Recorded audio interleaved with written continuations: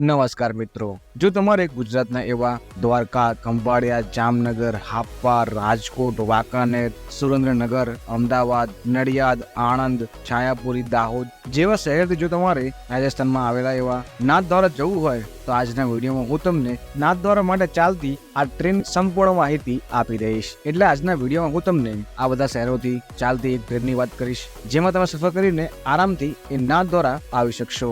અને આજના વિડીયોમાં આપણે જાણીશું કે આ ટ્રેન એ આ બધા શહેરો પર કેટલા વાગે આવે છે, અને જો આપણે આ ટ્રેનમાં સફર કરીને નાથદ્વારા જઈએ છીએ તો આપણને એક ટ્રેનનું ભાડું કેટલું લાગે છે એ પણ જાણીશું. એટલે અમારો આ વિડીયો તમે શરૂ લઈને એન્ડ સુધી એકવાર જરૂર જોજો. અને વિડીયો શરૂ કરતા પહેલા જો તમે હજી સુધી અમારા આ વિડીયોને એક લાઈક નથી કર્યું, જલ્દીથી અમારા આ વિડીયોને એક લાઈક કરીને નીચેની ચેનલને સબસ્ક્રાઇબ કરી નાખજો, જેથી બધા નવા વિડીયો તમને સૌથી પહેલા જોવા મળે. અને હું છું તમારી સાથે અમિત ગુજરાતી. અને જો તમારે પણ ગુજરાતના એવા દ્વારકાથી નાથદ્વારા જવું હોય તો આજના વિડીયોમાં હું વાત કરું આ ટ્રેનની, તો આ ટ્રેનનું નામ એ ઓખા નાથદ્વારા એક્સપ્રેસ રહેતું હોય છે. અને વાત કરું આ ટ્રેનના નંબરની, તો આ ટ્રેનનો નંબર એ 29,575 રહેતો હોય છે. અને આ ટ્રેન એ ઓખાથી ચાલે છે સવારે 8:20, જે દ્વારકા 8:51 જ આવતી હોય છે. એટલે તમે દ્વારકાથી જ આ ટ્રેનમાં સફર કરીને એ આરામથી નાથદ્વારા આવી શકશો. અને આ ટ્રેન એક ગુજરાતમાં અલગ અલગ શહેરો પણ આવતી હોય છે. તમે આ બધા શહેરો પરથી પણ આ ટ્રેનમાં સફર કરીને એ નાથદ્વારા જઈ શકશો. અને જો તમારે આ ટ્રેનમાં સફર કરીને ડાયરેક્ટ નાથદ્વારા જવું હોય તો આ ટ્રેન તમને અહીંયા અઠવાડિયામાં ખાલી એક જ દિવસ ચાલતી જોવા મળે છે, એ પણ બુધવારે. અને વાત કરું આ ટ્રેનના રૂટની, તો આ ટ્રેન એ દ્વારકા સવારે 8:51 આવે છે. અને આ ટ્રેન એ દ્વારકામાં ટોટલ 5 મિનિટ ઊભી રહેતી હોય છે. ત્યાંથી આ ટ્રેન એ ખંભાળિયા જંકશન સવારે 10:02 આવે છે. અને આ ટ્રેન એ ખંભાળિયા ટોટલ 2 મિનિટ અહીંયા ઊભી રહેતી હોય છે. ત્યાંથી આ ટ્રેન એ જામનગર સવારે 10:47 આવે છે. અને આ ટ્રેન એ જામનગર ટોટલ 5 મિનિટ ઊભી રહે છે. ત્યાંથી હાપા જંકશન, હાપા આ ટ્રેન એ સવારે 11:06 પહોંચે છે. અને આ ટ્રેન એ હાપામાં ટોટલ 2 મિનિટ અહીંયા જ ઊભી રહેતી હોય છે. ત્યાંથી આ ટ્રેન એ રાજકોટ જંકશન બપોરે 12:50 આવે છે. અને આ ટ્રેન પણ એ રાજકોટ એ ટોટલ 5 મિનિટ ઊભી રહેતી હોય છે. ત્યાંથી આ ટ્રેન એ વાંકાનેર જંકશન 1:35 આવે છે.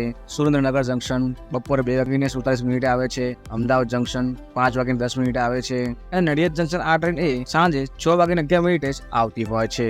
ત્યાંથી આ ટ્રેન આણંદ જંકશન એ સાંજે 6:32 આવે છે. છાયાપુરી 7:15 આવે છે. દાહોદ જંકશન આ ટ્રેન એ રાત્રે 9:38 જ આવતી હોય છે. ટોટલ આ બધા શહેરો પરથી તમે આરામથી આ ટ્રેનમાં સફર કરીને એ નાથદ્વારા જઈ શકશો.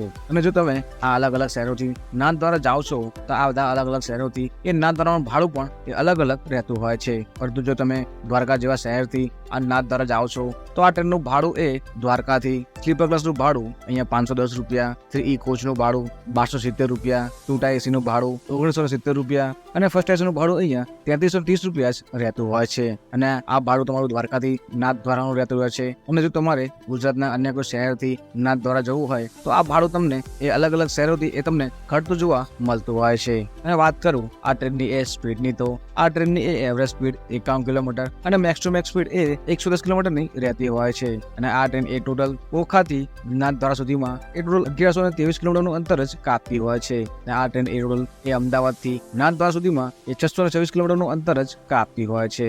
અને જો તમે આ ટ્રેનમાં સફર કરીને નાથદ્વારા જાઓ છો, અને વાત કરો આ ટ્રેનના ટોટલ કોચિસની, તો આ ટ્રેનની શરૂઆત તમને એ 3 જનરલ કમ્પાર્ટમેન્ટ જોવા મળતા હોય છે. અને 8 જેવા એ તમને સ્લીપર ક્લાસ જોવા મળતા હોય છે, 2 જેવા 2TA એસી, અને એક જ અહીંયા ફર્સ્ટ એસી તમને જોવા મળતો હોય છે. અને આ ટ્રેનમાં તમને એ 3E કોચ પણ એ ટોટલ 6 જોવા મળતા હોય છે. એ ટોટલ તમે આ બધા કોચોમાંથી તમને જે બી કોચ અનુકૂળ લાગે એમાં તમે સફર કરીને આરામથી એ નાથદ્વારા આવી શકો છો. અને જો તમારે અમદાવાદ જેવા શહેરથી નાથદ્વારા જવું હોય તો આ ટ્રેન એ અમદાવાદ બપોરે 5:20 જ આવતી હોય છે.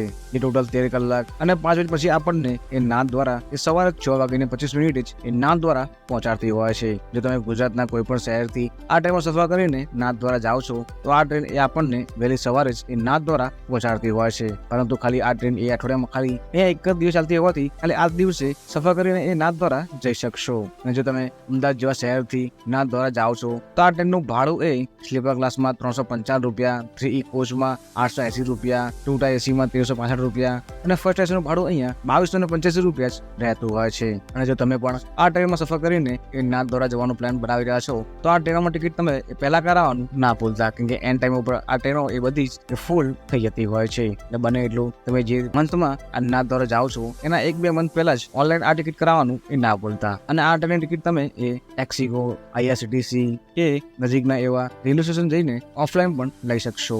અને આવી રીતે તમે આ ટ્રેનમાં સફર કરીને આરામથી નાથદ્વારા પણ પહોંચી શકશો. અને અમારો આ વિડીયો તમને કેવો લાગ્યો છે એ નીચે કોમેન્ટ બોક્સમાં કહેવાનું ના ભૂલતા. અમારા આ વિડીયોને એક લાઈક કરીને નીચેથી ચેનલને સબસ્ક્રાઇબ પણ કરી નાખજો. મળી જવાના વિડીયોમાં. જય શ્રી કૃષ્ણ.